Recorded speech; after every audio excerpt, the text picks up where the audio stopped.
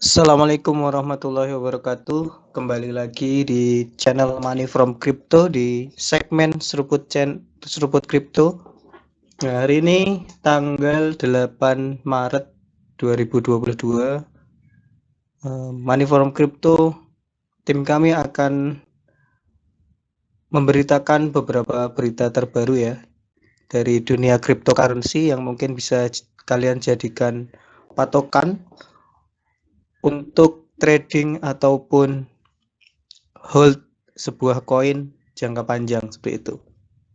Oke, kita mulai dari market cap crypto yang turun ya di sini 1,87% dibanding hari kemarin di angka 1,71 triliun dolar.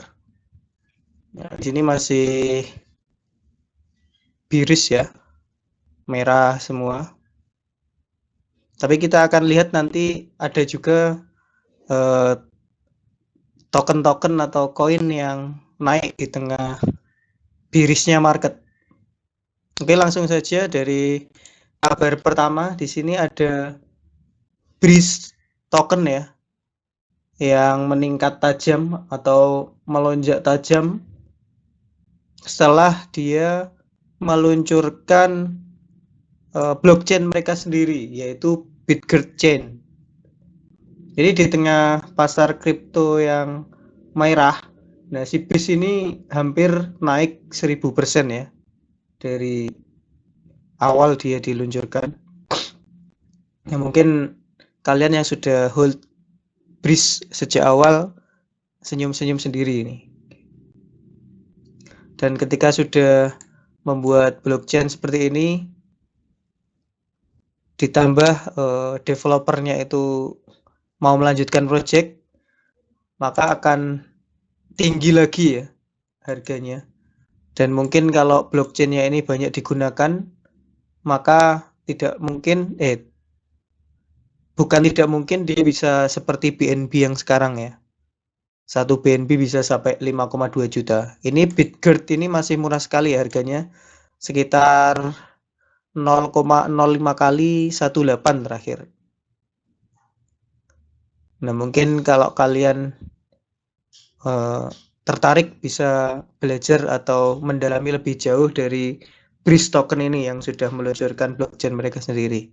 Karena ketika sebuah token dia memunculkan blockchainnya sendiri, maka utilitas atau use case dari token tersebut akan menjadi lebih banyak ya. Bisa jadi gas fee, bisa untuk alat pembayaran, dan lain sebagainya.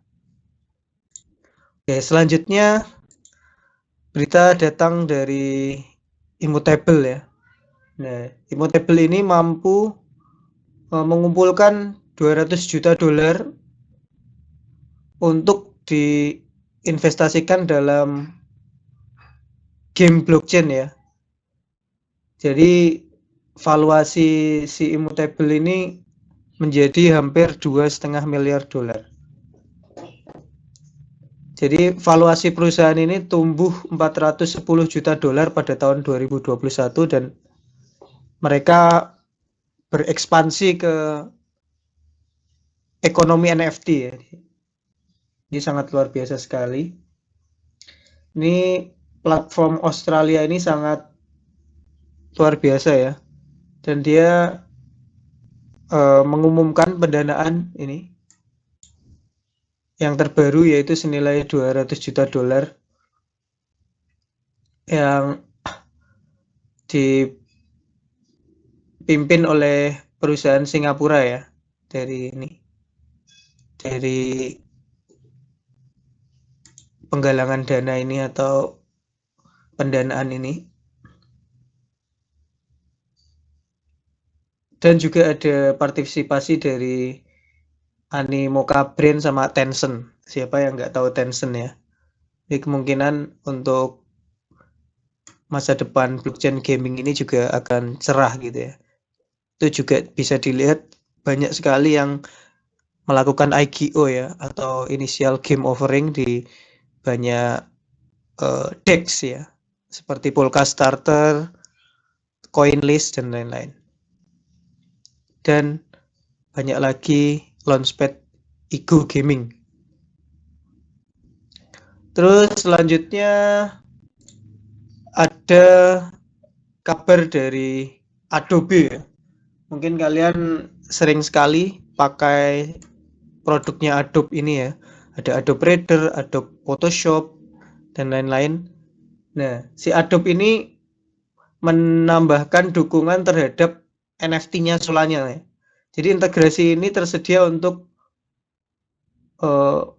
yang memiliki dompet Phantom ya. Dan ini didukung oleh QuickNote. Jadi si Behance ini merupakan platform kreatif yang dimiliki Adobe ya. Dia sudah bisa menghubungkan dompet Phantom ke akun Behance mereka, dan nanti akan ditampilkan token NFT-nya Solana di profil mereka nanti kalau mereka punya seperti itu ya.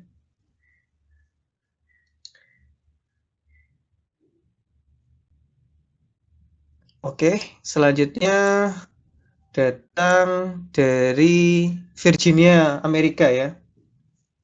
Nah, sekarang Virginia itu dapat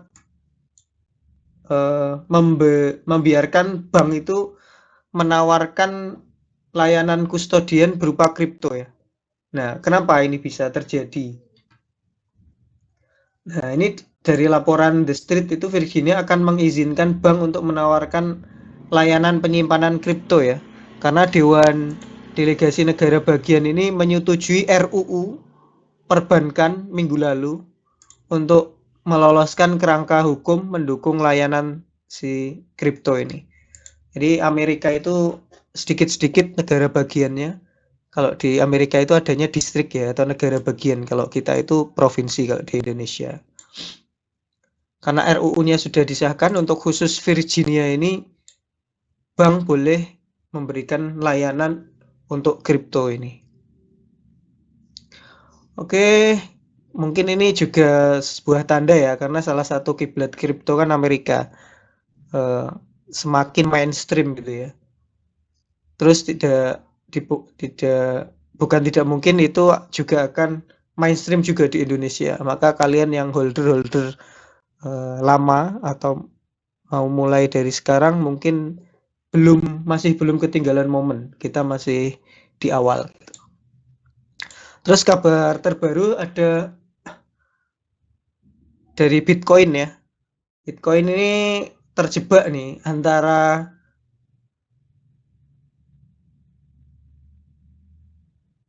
penjual dan pembeli yang langka. Makanya harganya turun. Penjualnya sangat sengit sekali tapi pembelinya langka, maka harganya dia turun ke level 36.000 itu akan sangat mungkin ya. Kalau sekarang kan masih 38.000. Yang tadinya 45.000 karena situasi geopolitik turun ke 40.000 ke 38.000 dan mungkin ini diprediksi akan turun lagi ke 36.000 ya. Karena Bitcoin itu telah kembali ke sisi negatifnya.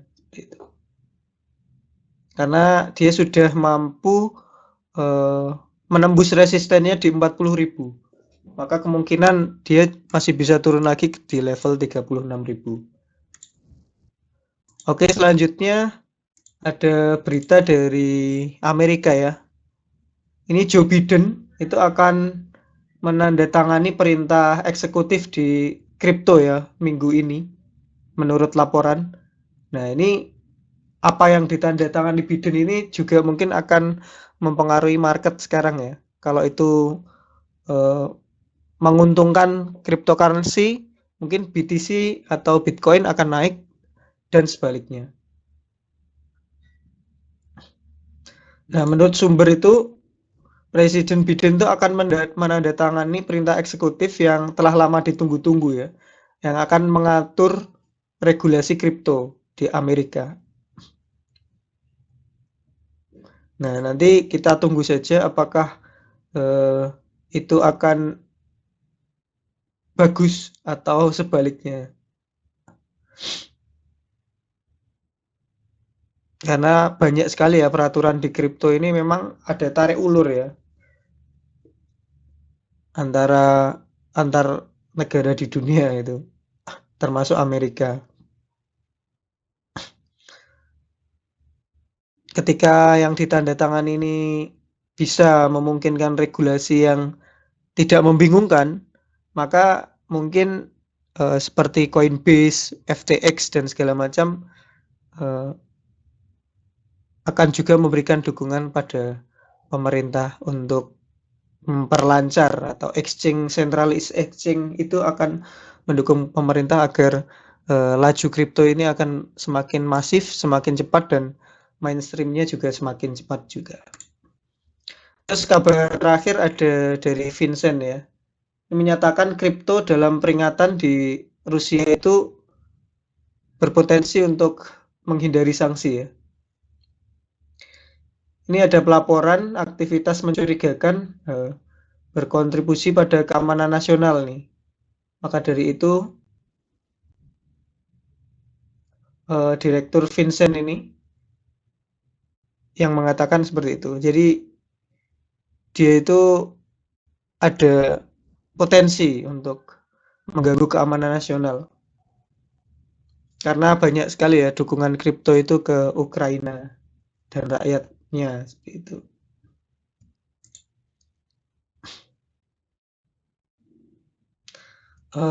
Vincent itu kalau kalian belum tahu itu merupakan jaringan penegak kejahatan keuangan Amerika Serikat ya. Mereka memperingatkan lembaga keuangan untuk mempertimbangkan kripto itu nanti bisa dijadikan Rusia untuk menghindari sanksi ya terkait tindakan militer negara mereka di Ukraina. Maka dari itu Vincent ini itu mengingatkan lembaga keuangan yang berbasis di Amerika itu tentang hal tersebut. Kalau tadi dari beritanya Biden itu mau menandatangani sesuatu yang kita harapkan bagus di cryptocurrency, terus si Vincent ini berbicara seperti itu mungkin bertolak belakang ya dengan harapan kita. Tapi nanti kita akan lihat. Oke, segitu dulu ya untuk segmen seruput kripto kita pada pagi ini. Semoga bermanfaat dan sampai jumpa di segmen seruput kripto selanjutnya. Assalamualaikum warahmatullahi wabarakatuh.